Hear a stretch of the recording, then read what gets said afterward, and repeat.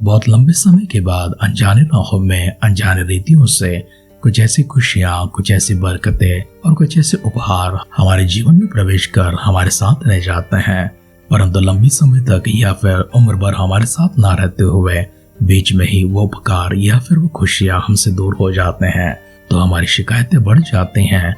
अगर ये उपहार किसी मनुष्य की ओर से मिले हैं, हमारी शिकायतें उनके विरुद्ध होती हैं। अगर वो परमेश्वर की ओर से मिले हैं तो हो सकता है हम उनके खिलाफ भी शिकायत करने लगते हैं या कुड़कुड़ाने लगते हैं। हमारी अध्ययन राजों के ग्रंथ में चल रही है, जहाँ पर हमने एलीशा नबी और उसके ऊपर उपकार किए हुए एक कुलीन स्त्री को देखा है, उसका पति को देखा है जिसके कोई संतान नहीं थे। एलीशा नबी ने उस उपकार के बदले में अपनी भविष्यवाणी के माध्यम से परमेश्वर की स्वर्ग की ओर से उनसे प्रतिज्ञा किया कि उनका एक संतान होगा, और बिल्कुल वैसे ही हुआ है। वह बच्चा थोड़ा सा बड़ा होकर अचानक से बीमार हो जाता है और बीमार होकर मर भी जाता है। वो स्त्री एलीशा नबी के पास वापस लौट कर जाती है और उससे शिकायत करने लगती है, हे मेरे प्रभु, क्या मैंने ना कहा था कि तू मुझे धोखा ना दे। राजाओं के ग्रंथ में जाकर हमारे ध्यान को आगे लेकर जाने से पहले हमारी जिंदगी में कभी कोई नुकसान आ जाती है, कभी कोई हानि पहुंच जाती है या फिर कोई ऐसी दुखदायक घटना घट जाती है, उस समय हम संयम को रखते हुए, विश्वास को रखते हुए परमेश्वर के पास हमारी जरूरतों को, हमारी शिकायतों को या फिर हमारी जो दुख है, दर्द है, उसे जब लेकर जाते हैं, परमेश्वर निश्चय अपनी स्वर्ग की ओर से हमारे लिए उत्तर को भेजेंगे। इसलिए अपने मनों को सिद्ध करते हैं, आंखों को बंद करते हैं, सिरों को झुकाकर छोटी सी प्रार्थना करेंगे। पिता परमेश्वर, हम एक और बार आपको शुक्रिया अदा करते हैं, आपकी महिमा करते हैं। आप हर मन के साथ में आपके दिव्य सानिध्य में आते हैं। देवा सुंदर से समय के लिए प्रभु जी कृतज्ञ होकर दीन और नम्र हो जाते हैं और प्रभु हमारे सारे परिजनों के लिए प्रार्थना करते हैं। आपकी आशीषमान हाथ निरंतर प्रभु उनके ऊपर रखे। सारी कमी गड्डी को दूर कर दीजिए, हर तकलीफ को दूर कर दीजिए, रोगों को, बीमारों को प्रभु जी उनसे पूरी तरह से दूर करते हुए समृद्धि के साथ, खुशहाली के साथ प्रभु जी सभी को तृप्त करने के लिए प्रार्थना करते हैं। वचनों के माध्यम से हमसे बातें कीजिए। सारी महिमा, गौरव, आदर, सम्मान आप प्राप्त कीजिए। हमारी प्रार्थनाओं को पिता आपने सुनकर दिए उत्तरों के लिए धन्यवाद करते हुए हमारे उद्धारकर्ता, हमारे प्रभु यीशु मसीह के नाम से इस प्रार्थना को मांगते हैं। सुनर कबूल कर पिता। आमेन, आमेन, आमेन।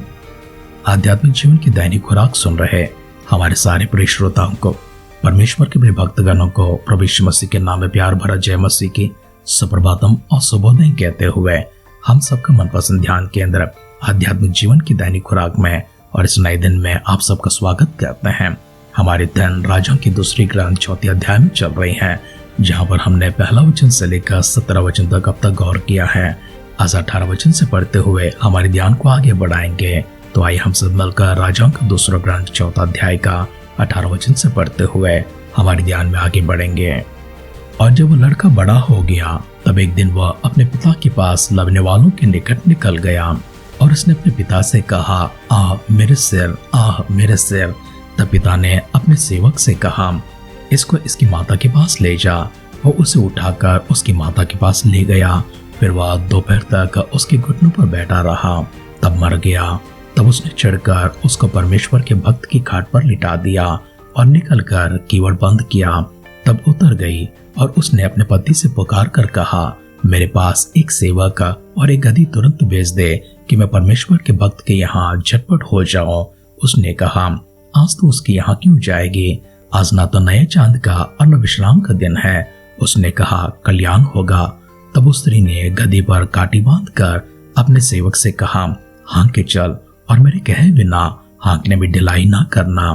तो वह चलते चलते कर्मेल पर्वत को परमेश्वर के भक्त के निकट पहुंची। उसे दूर से देखकर परमेश्वर के भक्त ने अपने सेवक गेहाजी से कहा, देख उधर तो वो शूनेमिन है, अब उससे मिलने को दौड़ जा और उससे पूछ कि तू कुशल से है, तेरा पति भी कुशल से है और लड़का भी कुशल से है। पूछने पर स्त्री ने उत्तर दिया, हाँ कुशल से हैं। वह पहाड़ पर परमेश्वर के भक्त के पास पहुंची और उसके पांव पकड़ने लगी। तब गेहाजी उसके पास गया कि उसे धक्का देकर हटाए, परंतु परमेश्वर के भक्त ने कहा, उसे छोड़ दे, उसका मन व्याकुल है, परंतु यहोवा ने मुझको नहीं बताया, छिपा ही रखा है। तब वह कहने लगी, क्या मैंने अपने प्रभु से पुत्र का वर मांगा था? क्या मैंने ना कहा था मुझे धोखा ना दे? तब एलीशा ने गेहाजी से कहा, अपनी कमर बांध और मेरी छड़ी हाथ में लेकर चला जा। मार्ग में यदि कोई तुझे मिले तो उसका कुशल ना पूछना, और कोई तेरा कुशल पूछे तो उसको उत्तर ना देना, और मेरी ये छड़ी उस लड़के के मुंह पर धर देना। तब लड़के की माँ ने एलीशा से कहा, यहोवा के और तेरे जीवन की शपथ, मैं तुझे नहीं छोड़ूंगी। तो वह उठकर उसके पीछे पीछे चला। उनसे पहले पहुंचकर गेहाजी ने छड़ी को उस लड़के के मुंह पर रखा, परंतु कोई शब्द ना सुन पड़ा और ना उसने कान लगाया। तब वह एलीशा से मिलने को लौट आया और उसको बता दिया कि लड़का नहीं जागा। जब एलीशा घर में आया तब क्या देखा कि लड़का मरा हुआ उसकी कान पर पड़ा है। तब उसने अकेला भीतर जाकर किवाड़ बंद किया और यहोवा से प्रार्थना की। तब वह चढ़कर लड़के पर इस रीति से लेट गया कि अपना मुंह उसके मुंह से और अपनी आंखें उसकी आंखों से और अपना हाथ उसके हाथों से मिला दिए, और वह लड़के पर पसर गया। जब लड़के की देह गर्म होने लगी और वह उसे छोड़कर घर में इधर उधर टहलने लगा और फिर चढ़कर लड़के पर पसर गया, तब लड़के ने 7 बार छींका और अपनी आंखें खोली। तब एलीशा ने गेहाजी को बुलाकर कहा, शूनेमिन को बुला ले। जब उसके बुलाने से वह उसके पास आई तब उसने कहा, अपने बेटे को उठा ले। वो भीतर गई और उसके पांव पर गिरकर भूमि तक झुककर दंडवत किया, फिर अपने बेटे को उठाकर निकल गई। तब एलीशा गिलगाल को लौट गया। राजाओं का दूसरा ग्रंथ 4 अध्याय का 18वां वचन से लेकर 38वां वचन का पहला भाग तक हमने पढ़कर सुना है। हमारे इस अध्ययन में हम उसी बालक को देखते हैं जो एलीशा नबी के भविष्यवाणी के अनुसार शूनेमिन को पैदा हुआ था। वो बालक थोड़ा बड़ा हो गया और एक दिन अपने पिता के पीछे पीछे लवने वालों के साथ में खेत में चला गया और वहां पर वो सिर पकड़कर रोने लगा, आ मेरा सिर, आ मेरा सिर।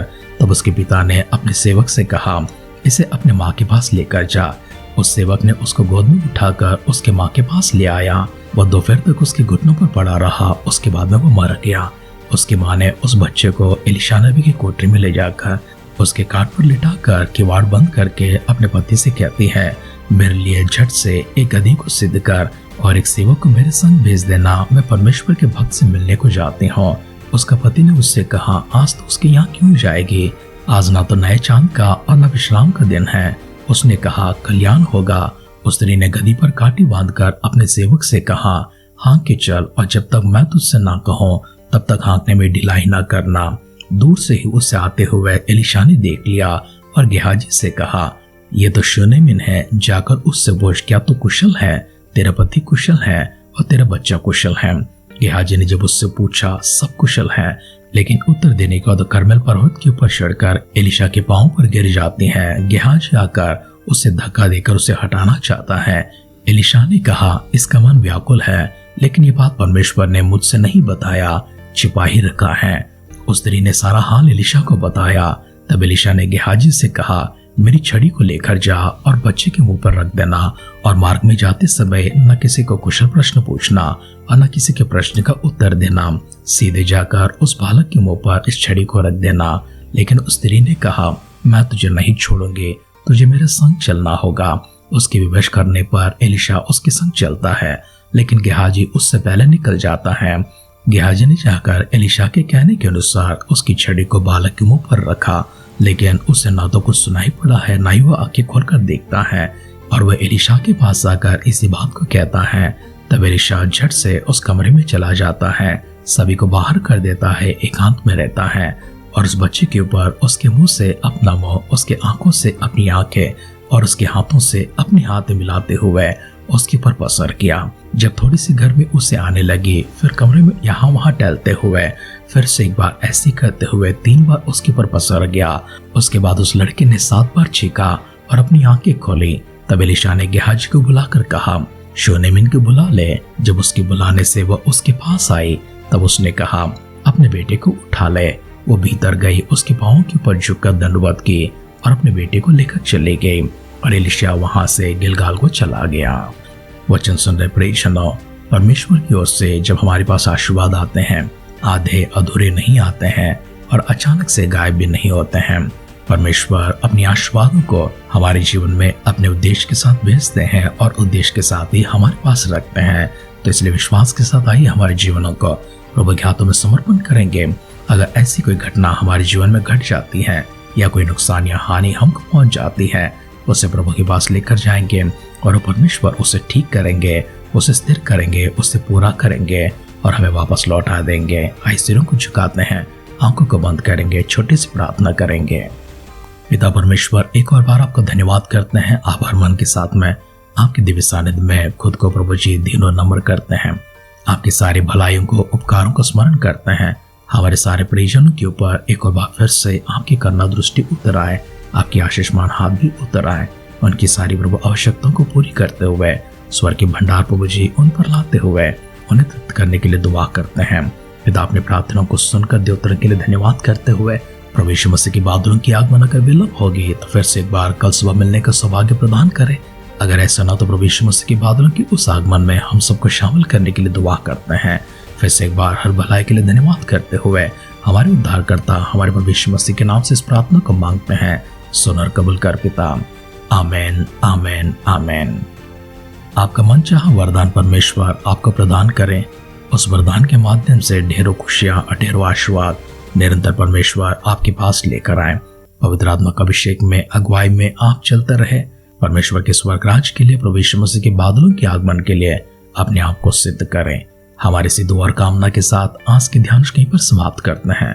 आप सुनते रहिए, सुनाते रहिए आध्यात्मिक जीवन की दैनिक खुराक। कल फिर मिलेंगे। अपना ख्याल रखिए, अपनों का ख्याल रखिए, दूसरों का भी ख्याल रखिए। God bless you.